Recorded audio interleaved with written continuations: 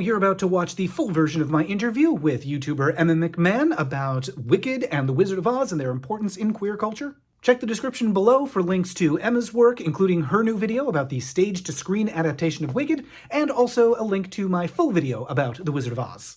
And now, on with the interview. Hey, I'm Emma. I run a channel called Media Processing, and I'm kind of obsessed with Wicked. What's your history with Wicked and with Wizard of Oz in general? When I was in like eighth grade, my family went to go see the musical Wicked in, I think it was Kansas City. Might have been Des Moines. Uh, Anyways, I saw Wicked touring production in like 2008 or something like that. And my family was like reading the Wikipedia summary and listening to the music on the way there so we could get the most out of our Broadway tour experience. And then after that we were like, wow, that was great. And then we just like listened to the CD in our house for years. So I became very accustomed and uh I became very familiar with the music. And so when I saw the movie, it was like, oh, they're doing an adaptation of the of songs that I've known for a long time. Like this is like deep core middle school shit, you know? So um yeah, so I've it's been a musical that's been with me for a while, and I love it, you know? It's fun. How did it connect to your knowledge of the 39 film or the original books? Yeah, so I've never read the original books, but the 39 film I think I had seen with my family. I think we watched it in advance of going to see Wicked. It was kind of like when we were going through the Wikipedia, it was like, oh, and then this, and this is a reference to this, and this is a reference to her melting, and this is a allusion to the scarecrow. So like kind of went in with the preconditioned to look for the references and all that kind of stuff. But yeah, I wasn't like a super fan of the original film. I was like, everyone knows the Wizard of Oz. Everyone's aware of the Wizard of Oz. And also my mom is like a huge fan of Somewhere Over the Rainbow as a song, so I feel like there's that connection as well. Do you remember a point where you became aware, or maybe it was just always a thing that was going on, that Wizard of Oz has a place in queer culture? Yeah, I think once I learned about the term Friends of Dorothy, I was like, oh, okay, that's interesting. That feels like a very specific Wizard of Oz reference to that to be so ubiquitous in queer culture. And then when I learned more about like the, you know, are you like a fan of Judy Garland kind of thing, you know? Um, so I think that was kind of my introduction to the awareness of Oz in conjunction with queerness. But I think I know a little bit more than I did when I first heard that term about that term, but that's kind of about as far as it goes for me. It sounds like between the two, is this fair to say that you were more a fan of Wicked than Wizard of Oz as like a movie or certainly the books? Yeah, I think that's accurate. I think that's fair. Um, I I was like aware of The Wizard of Oz more as like a ubiquitous cultural property than as like a movie that I was specifically invested in. Thinking back to when you saw Wicked for the first time, were there particular characters or moments that really stuck with you? I remember being really enamored with the throwaway joke of like, what's in this punch? And they list three there's like apples, oranges, and pears or something like that. And then the response is, oh my. Like that throwaway joke made such an impact on me. I was like, that was funny. Um, and in terms of characters, I don't know. I didn't know it was queer at the time, so I it's hard to know exactly what was hitting, but I think the story of an underdog outsider who has to accept that mainstream conformity won't save her is like that's I'm glad that I was receiving stories like that in my adolescence. That feels really valuable to me. The stage musical really focuses on Glinda and Elphaba in a major way that I kind of everyone else fell by the wayside for me. But I think the also the arc of Bach turning into like this timid, shy person who can't even muster the courage to stand up for himself, turning into like a fascist crony and like a part of a mob. I don't know. I think that made an impact on me as like a pretty formative character. I'm just like, whoa, you can go from like so passive to so hateful, you know? And I think that's one of the things. The musicals are so rich with character, and you can get so much of the experience of the musical just through the cast recording. Um, and I think like the cast recording was how I experienced it for like a decade, and it's just yeah, it's just really rich. With the adaptation from stage to screen, what are some things that make it unique? Like, what are some things that they're doing that are particularly impressive? For starters, the craft that went into making this movie is so impressive, and it was like it's just made by people who care deeply about the source material. Um, there's some musical movie adaptations that kind of feel like a director got a gig, and they were like, might as well do this. But I think this one is like made by wicked super fans, and you can really feel that. And like they got the budget to like make the world of Oz as immersive as they wanted it to be. And like I think the sometimes sometimes sometimes movie musical adaptations can be a bit like a filmed version of the stage show. And this one decided to be like, no, what can a movie do? A movie can have uh, well fleshed out sets and intricate details. And I think it just like made the jump from of like when you imagine like, whoa, what would the movie version be like? Like they did that. They they they enhanced and expanded the world. And one I think in general the one of the other things that just really impressed me is it like raised the stakes on the stage show in a major way.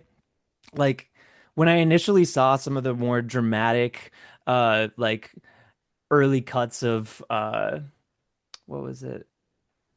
Like the early leaked footage of Wicked and the early trailers and stuff, I was kind of like they seem to be going in like a Oscar bait direction with this, and I was really nervous because I was like, hey guys, this is a really frivolous musical. Like I don't know if it has the legs. And I think I saw the movie and I realized that this musical actually has a lot more legs than I was anticipating.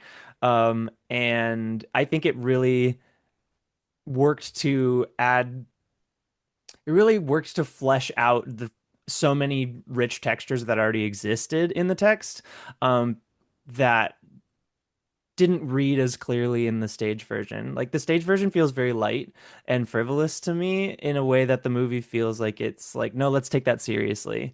And it's like, I don't know, I say this in my video, but one of the clearest raising the stakes things that I see in the musical in the movie is they changed the line at the end from look at her, she's wicked, get her to look at her, she's wicked, kill her.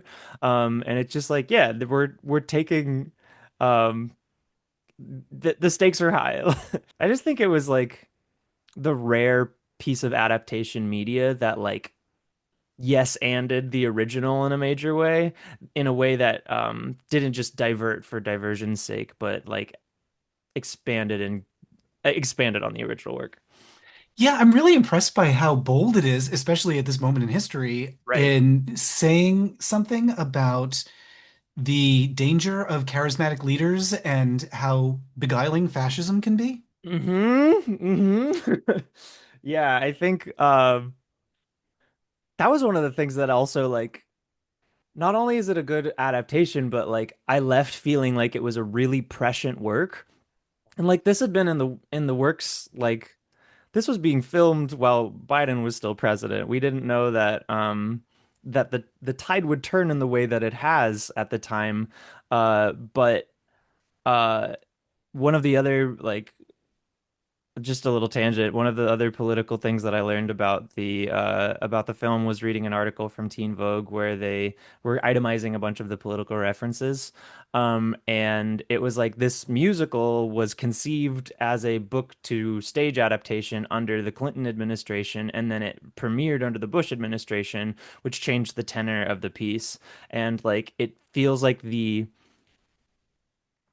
specific failings and contours of our leaders like create different backdrops to what the wizard represents in the piece, and that has continued to evolve from the beginnings in the L. Frank Baum original text into the Gregory Maguire novel, into the stage version, into the movie.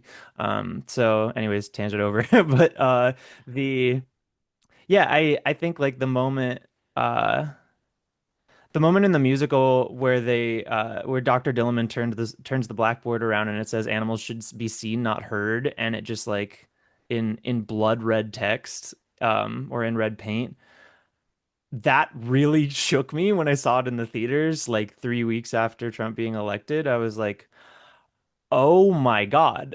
Like I don't know. I couldn't figure out a way to say this that didn't sound like trite, but it like felt like I was witnessing a hate crime. And it's like, well, this is a goat, like that's not akin to a real hate crime. But I was like, this is like this is an intimidation tactic from a cowardly individual who wants this person erased from public life. And seeing the ways in which like the trans community and the queer community were like, are we about to get this done to us right now under this coming fascist administration, was really terrifying. It was like we don't know what's gonna happen, but we know something's gonna happen, and I guess we'll see. And it's happening. So I think this movie was really like it was really interesting having like this piece of comfort media from my childhood intersect with like a really prescient, really relevant political message for the moment we lived in. And also like I could, I think the way that they portrayed the wizard in the movie feels so much more sinister to me than he is on the stage. Like I think the stage version, I mean, a lot is revealed in Act Two that I think fleshes out the character of the wizard. So I'm really interested to see how they handle that in the in For Good. But I think the I got so much out of like seeing Jeff Goldblum as a mirror for a charismatic leader, and like the definition of an aesthetics only, like charismatic leader. So I think like it's kind of it falls into this like you see Avatar and you're like everyone should save the environment, and it's like you realize that it's not actually a film that has the teeth to make the difference in the world that it seems to be gesturing at. Sometimes I wonder with like films like Wicked if their politics are falling on deaf ears for those who are not, or if the politics and underlying message of the film are not being received by all parties, and if you don't want to see it, you're just like, well, that's fictional. Obviously, that isn't happening here in Oz, but I don't know. I think it's a strong enough statement that it's kind of hard to miss, which I really appreciated out of a universal blockbuster in 2024. In looking at it as thoroughly as you have for your video, are there things that you only noticed after looking at it very closely? Ooh, ooh, good question.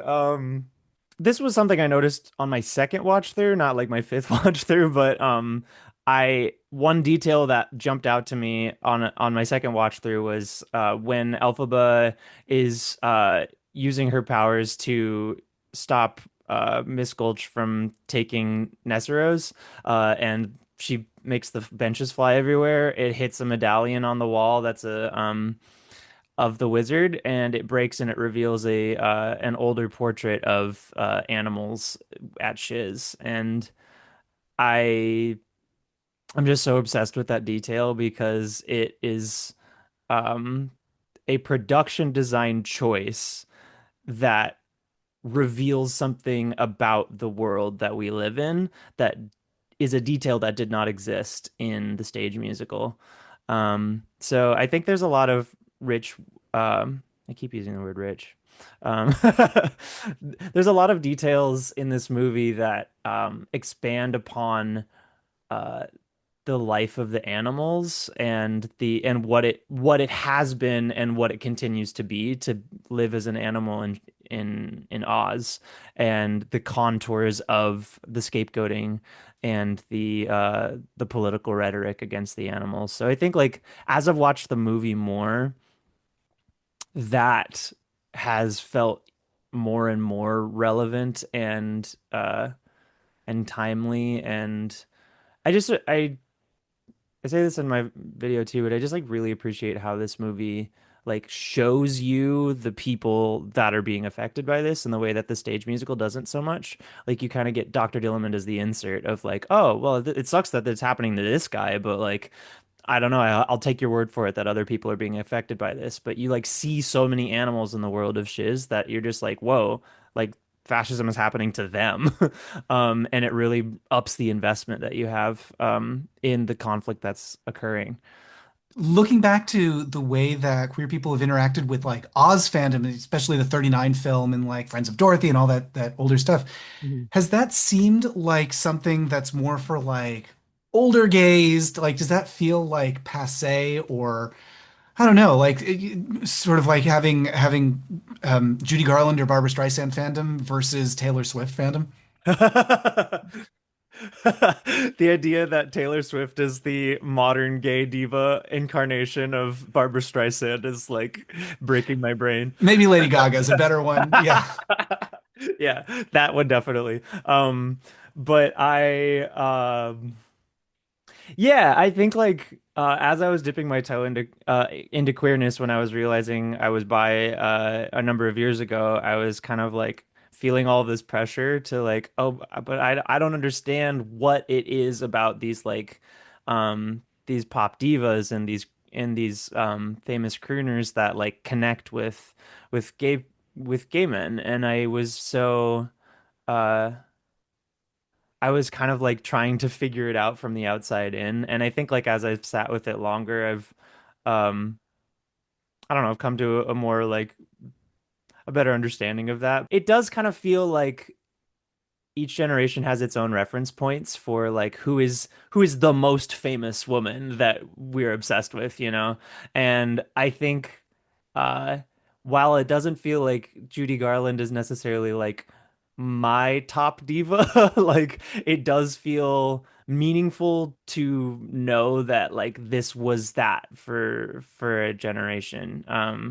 And that it was like a shared a shared interest that united people before have it like before it was like safe to come out and say um who you are and what who you were into.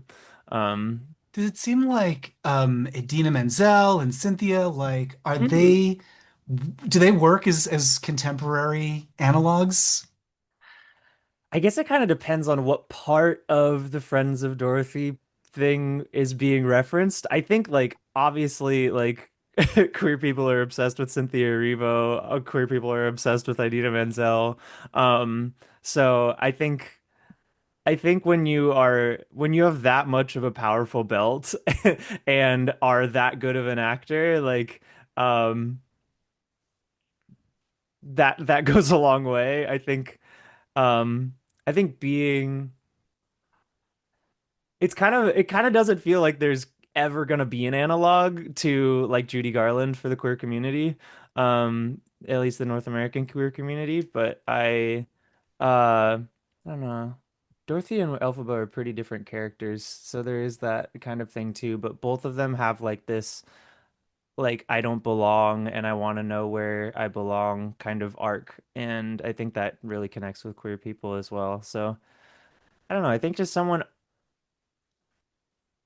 owning their self and existing in their own skin so confidently is one of the things that I gravitate towards in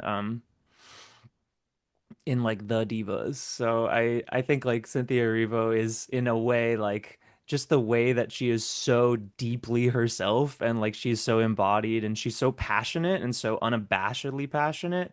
Um I find that really meaningful to see this person not apologizing for her existence and she's like, "Yeah, no, I know I'm amazing at singing." And it's like, "Good," because like I was wondering if you knew. So I don't know if I answered that question very well, but yeah. Well, and I'm thinking about like the role that like Wicked has for fans, and I wonder if Wicked is something that contemporary fans, people who identify with the outsider and identify with that story of like somebody who doesn't belong, but they're they find their power. If Wicked is maybe a story that queer people can engage with in a way that makes sense to contemporary audiences, in a way that contemporary audiences were like, yeah, Judy Garland and the Wizard of Oz and the Tin Man, and come out wherever you are. That speaks to us in the 30s. Totally. Yeah, I think I I don't know if I actually made it all the way through, but before I was going to see Wicked, I like threw on The Wizard of Oz. I think I ended up finishing it. But I was like, um, many of the aesthetics are not necessarily something that I would first one of my rewatch opinions that I was surprised by was like, oh, I forgot there was this much music in this movie. Like I remember Ding Dong the Witch is Dead, specifically that line and over the rain and somewhere over the rainbow, but I was like, this is silly. Like this is goofy. And that's part of the fun of it. And I think it's a really powerful piece of pop culture, but where am I going with this? Um Oh, what that makes me think of is the kid books, the original novels like 1899 to into the 1920s. Um, Something that I've really uncovered in looking at like the fandom for it is how important even then, like 100 more than 100 years ago, how important they were to queer kids or what we would identify or who would identify as queer kids then. The 39 film important to queer kids before there was like an identity. Sure. Um, and I wonder, like, do you see Wicked filling a similar role where, like, there's a kid who's like, I know I'm different and I don't know what to do with that, but there's something that's speaking to me. Like, is Wicked filling that role? It's interesting because we live in an age where there's a lot more overt like representation for queer people and being like, oh, that's me. That person said that they were a lesbian. Like, see, like the direct analog um exists in a different way. So I think there is that, but stories of something about Wicked that's so meaningful no matter how old you are is this arc of Elphaba going from I'm different and it's bad and I want it changed to I'm different and that's what makes me powerful. And like I think that's something that like I felt like that was a message that I got through a lot of media growing up of like, be yourself, be and then and then as I was growing up, I was like, it seems like the actual consensus is that we shouldn't be ourselves, you know? And I think it's only in my adulthood that I've realized that like the media that was sharing that message was attempting to counteract the cultural like hegemony of don't be yourself, conform to these prescribed labels and norms. So I think anytime that there's a story um as catchy and as meaningful as this, like um I think little queer people everywhere have a potential to see themselves in it. It's so interesting to hear you say that because it really echoes. Like I spoke to this guy, D. Michelle, who wrote a book about like the queer fandom, like of the 39 film, Cool. and I'm so delighted that you're saying like so many things about Wicked that Dee said about this movie from 100 years ago. Oh my God. Yeah. So it's really nice that there's this continuity and also that it's a thing that was made even going back to 39, um, that it's a piece of media made by so many queer people. Mm-hmm. There's just a lot of us behind the scenes. Right. I'm just curious briefly, what's the history of queer people behind the scenes on the 39 film? Oh yeah, so there was this unit at MGM that did all the musicals, and it really got started with The Wizard of Oz in '39. It Okay. was run by this guy named Arthur Freed, and he basically hired everyone that he knew that he'd worked with from music on like stage. And there were so many gays, there's so many queer people, mostly gay men, but also also women and people with identities that there weren't terms for at the time that anybody agreed on. But there were so many of them that it was the unit. Arthur Freed's unit was called Freed's Fairies. That was who was making all the musicals at MGM. It was The Wizard of Oz. So one of the screenwriters is gay. The person who did the costumes, Adrian, is gay. George Cukor, one of the directors, was gay. So there's just so many, the music director, and like it's just like they're everywhere. They're everywhere. That's And, awesome. yeah. I didn't know that. I think I had known about maybe one of the five directors was gay, but I didn't know all that context. I think I it's hard to put your finger on or prove, but like you can feel when something was made by queer people, a lot of the time. Like something about the queer magic seeps into the art. And I think queer people pick up on that, but like if you were trying to like identify what exactly that is, you could maybe be like this over here or this, but it's like it's just this feeling. And I think it's really magical. And um to on the topic of Wicked, I think um like this is one of the biggest blockbusters of the past couple of years, and Cynthia Erivo is an out queer woman. Like she is the lead in this movie, and she is queer, um and her experience is something about like a black queer woman playing this role.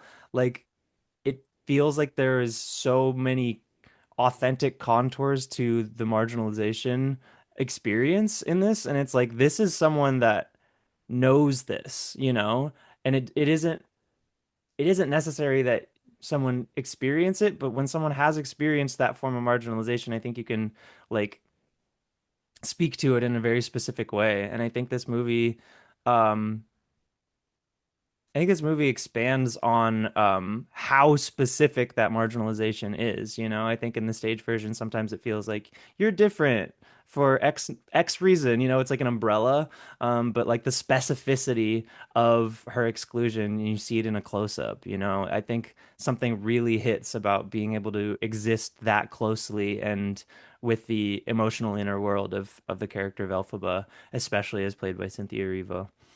So you mentioned your video. Tell me about your video and where folks can see it. I run a channel called Media Processing, and I have a video about Wicked that I am working on that'll be out soon. That is about the adaptation from stage to screen and all the choices I really liked about that adaptation. So, um, yeah, you can check it out on my channel, Media Processing. Fabulous. Emma, thank you so much for joining me. You're so welcome. Thank you for having me.